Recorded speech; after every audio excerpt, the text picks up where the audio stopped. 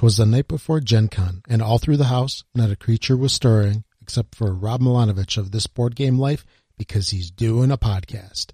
Hey everybody, welcome to This Board Game Life episode number 34, titled Gen Con Eve 2014. This was recorded on Wednesday, August 13th, 2014, which is Gen Con Eve, the day before Gen Con.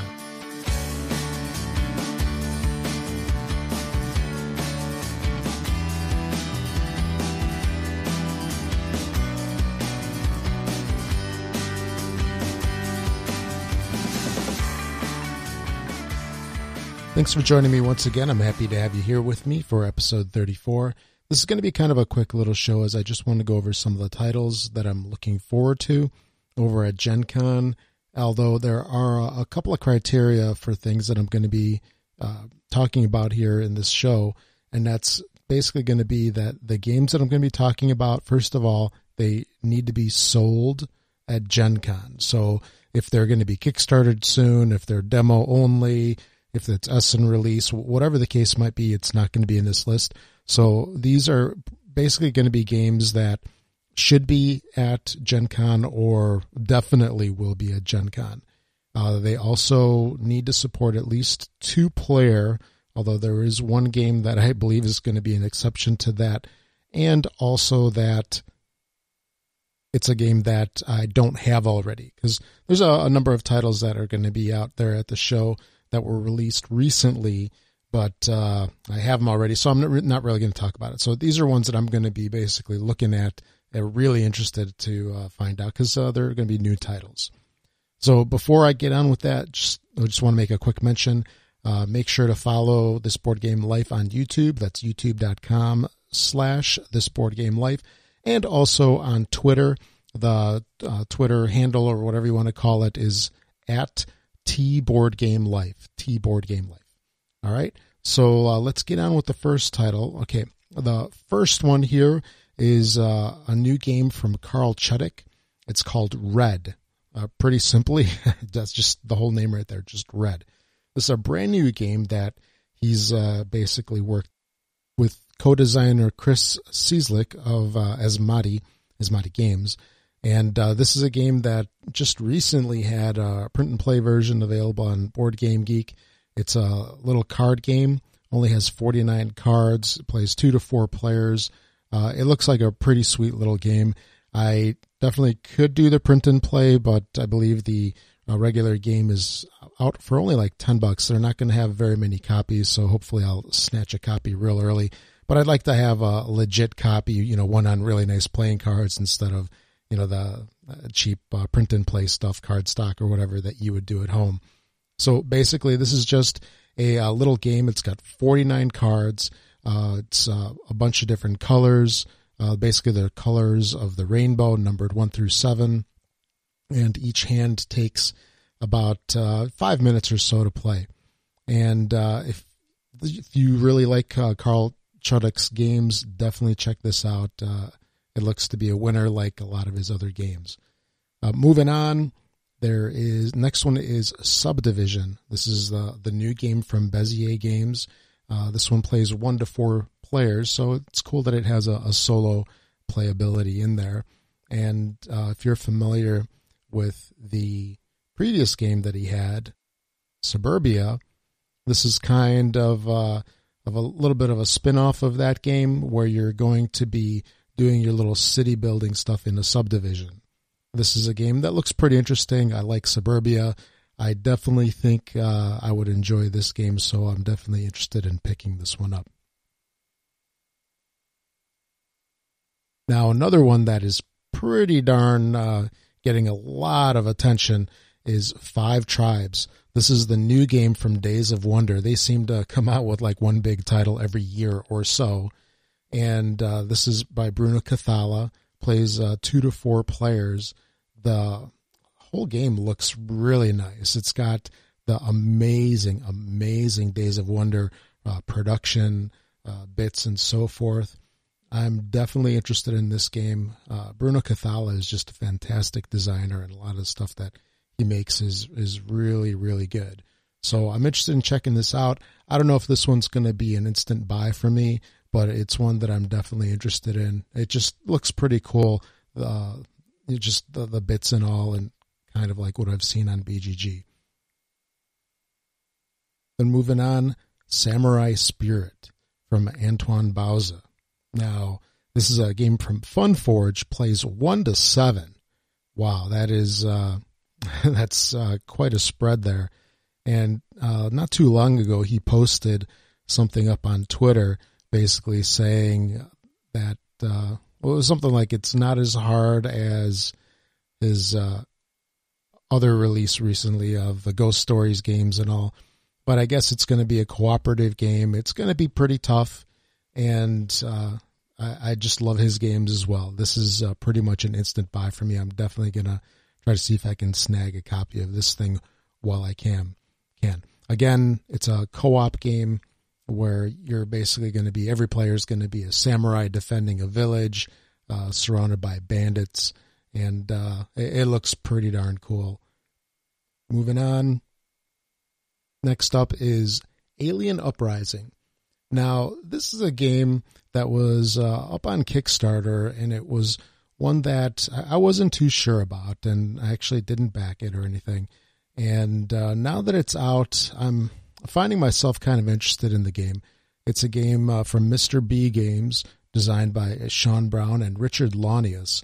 Now, one thing that I kind of like about at least this company is that their title is, or their name is Mr. B, and that's what I call my son because his first name begins with B. So for quite a while I've called him Mr. B. So the name kind of sparks fondness in my heart. So hopefully their game actually lives up to that. This is another game that looks pretty cool. It's got some nice dice in it. You're basically in a spaceship, and you're looking to fend off some enemies, repair your ship, and take off from the hostile planet before you're destroyed. So that's kind of like the premise of the game. Again, it looks pretty interesting, and it's something that I think I might enjoy. Now, the next game is from Plaid Hat Games. This is Dead of Winter, a Crossroads game. This is a game that just recently started hitting people's tables because it finally came out after being pre-orderable for quite some time. And everything I've heard about this game, people just rave about it. They love it. They can't stop talking about it. It just basically definitely sparks my attention. If all these people love this game, I need to take a look at this thing one way or another. This game is supposed to create some kind of like conflicting experience where you have a goal, the whole group has a goal, and you basically need to try to, balance the two, I guess, if you can. And it's one of those games, it's a survival game, the first of a series of games, which also is, kind of piques my curiosity a little bit to see what else they have down the road for this. But again, everybody just raves about this game. So I'm definitely interested in checking this game out. It's got some little standees for people instead of miniatures, and I'm absolutely fine with that. I don't really buy into the whole miniature craze that some people like, but, everybody's got their own thing, I guess. And just got tons of components, very colorful, has a nice 3D aspect to it with all the standee people on the board. It looks pretty sweet, and I kind of like those, Walking Dead style zombie apocalypse type of stories. So this is one that's definitely got my interest, and pretty much is almost a guaranteed buy. Actually, I think I'd probably say it is. Next up is Ruins from Ignacy Trzewiczek and Portal Games. This is an expansion to either 51st State or New Era, or The New Era. And these are two games that I really enjoy. So it's cool to have this expansion. It adds about 40 cards, I believe, and some new rules. I definitely want to check this out and expand 51st State. Next up is a game that's, I guess, kind of a gamble for me. It looks interesting. It looks like something I might enjoy. It's Greed by Donald X. Vaccarino, and it's published by Queen Games. It's a 2 to 5 player game that does card drafting. It's got some, looks like it has some nice cards to it. One thing to note is that it actually has money that's printed on cards, which is kind of cool. Instead of paper money or little discs, they're actually using cards. And I like that in the game Las Vegas, so it might be a little added thing to this game as well. However, since Dominion, a lot of the games that Donald X. Vaccarino has come out with, I mean, they've been okay, but it's not something that I've really, really enjoyed. But this is one that looks interesting enough that I might actually want to give it a shot. So I'm definitely going to be interested in checking this one out.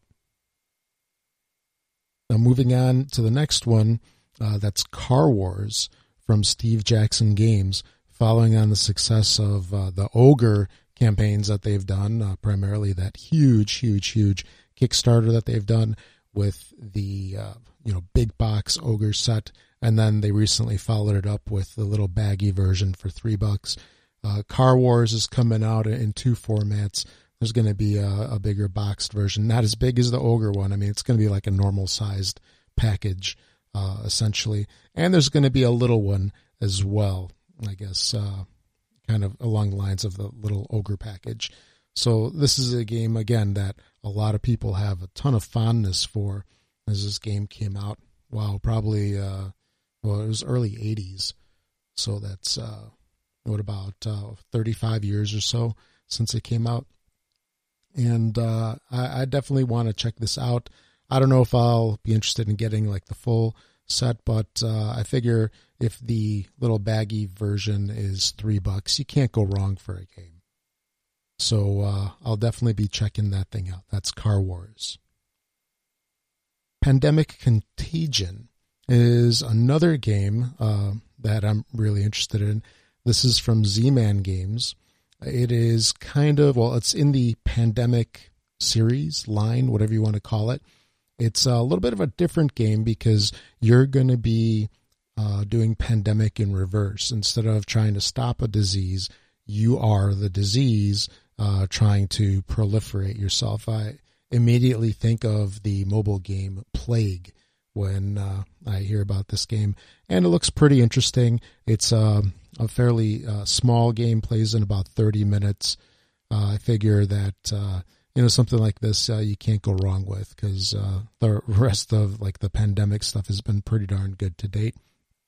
So I'll be definitely interested in checking this one out. Next up is King of New York by Aiello and Richard Garfield. Now, this is a game that originally I wasn't too sure about because I enjoy King of Tokyo, and I figured, well, King of Tokyo set it in New York, it's going to be more of the same. But they've done up a couple of changes to the game, and it definitely makes this thing interesting. One of the interesting changes that they've got for this game is that the monsters can now get famous, essentially, which will give them victory points and such. So this is one game that I'm definitely interested in. I've heard some very good positive stuff about it so far, and it's enough to spark my interest. And I really enjoy Yellow games. Just I love the art on them, the presentation, love the boxes. So this one is going to be a surefire hit for me. Z-Man is going to have the Battle for Kimball's Cascade over at Gen Con. It's going to be released over there. This is a 2 to 5 player game, plays in about 45 minutes or so, and it's supposed to replicate the gaming experience of the old arcade cabinets like Galaxian, Galaga, and such. This is one, okay, so I used to love those style of games when I was little. Loved them to death. The fact that they're trying to recreate that is definitely interesting to me. I don't know how well it can be pulled off. This is one, again, I'm interested in, but however, I don't know for a fact that I'd want to grab this one right away because, again, I'm just not quite sure about how well this thing can be done. But supposedly they've done a good job at it, and they've actually recreated the feel of that vertical shooter. So it's definitely got my interest. So that was The Battle for Kimball's Cascade. Another game by Bruno Cathala and co-designer Charles Chevalier. Hopefully I said that right. This is a game by, or it's called Abyss. And this is a game released by Asmodee, Bombyx, and such. Now, this is a game that the artwork on it is amazing. It just looks fantastic. They released a trailer for this game not too long ago, and it looks pretty sweet. However, I watched a video of a game, and I'm not too sure on it. It seems to be like a whole lot of stuff going on with all the crazy art. I'm going to have to check this one out. Again, it's got a lot of buzz about it. It's got me interested in it, but from what I've seen so far, at least on BGG, I don't quite know which way I'm going to swing with this one, but I definitely want to check it out. Now, there is one game that's a 3-player game, a 3-player only game that I will have on this list. Everything else supports at least 2. So this game is Chimera from Z-Man Games and designer Ralph H. Anderson. This is kind of an interesting little climbing card game along the lines of Tichu, Haggis, and such. And it looks interesting that it's like a 3-player only. I'd definitely be interested in checking this out. It's probably not going to have a very high price point, so it looks like it's definitely accessible. Again, this is Chimera from Z-Man Games. And Stronghold Games, they've actually got 2 games that I'm kind of interested in. First off is Diamonds. This is by Mike Fitzgerald. This is basically a little card game, 2 to 6 people, that involves, of all things, diamonds. It's a trick-taking card game where people are going to be collecting diamonds. And from what I've seen so far, looks pretty cool. It's got a decent playing time, about half hour or so, and looks like to be one of those nice little, trick-taking filler games. Again, this is Diamonds by Stronghold Games. The other game from Strongholds is Panamax. This is a game that definitely had me interested for quite some time. Now that it's here, I'm just not quite 100% sure on it.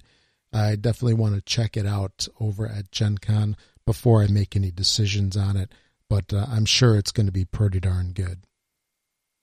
Then next is another game from Asmodee Games. This is Equinox. Equinox is basically a tile placement game. It's got 48 different hexagonal tiles with different things on them. It's supposed to have some day and night, bunch of other stuff. And players play this as either black or white. Kind of, you can, I guess, think of Othello. That's one thing that I've heard a couple of times that's described this game. It just looks interesting. 2-player game again. This has been out for a little while now. I believe it came out about 2 years ago initially. But it's one that's definitely got my interest, and I've liked a bunch of other Asmodee games. So I think I'd probably like this one as well. And then lastly is Imperial Settlers from Portal and Ignacy Trzewiczek again. This game is based in the 51st State universe. Again, big fan of 51st State and New Era. So this one is kind of like a natural game for me here to enjoy. It's got some card drafting where you have 4 different factions. You're building empires. You're placing your buildings. You're doing stuff with your workers. It looks pretty sweet. I've enjoyed pretty much every single Portal game so far, and this is a must-have for me. I'm definitely grabbing this one at Gen Con. So there you have it. That's kind of like a quick rundown of the different games that I'm interested in over at Gen Con. It's definitely not a complete list. There's other ones that I'm definitely kind of interested in. I'll probably talk about them more on the post-Gen Con show that I'll have coming out soon. But again, this list was just of games that we pretty much know are going to be at Gen Con. They're going to be purchasable, so you can basically pick up a copy and bring it home if you so desire. So, hey, that's about it for episode 34. It's a short one. Looks like about 20 minutes or so. So it should be, some good, easy listening for you. So thanks for listening, everybody. Well, I'll catch you all on episode 35, which is going to probably be the Gen Con show, the post-Gen Con show. So take care, everybody, and I'll catch you next time.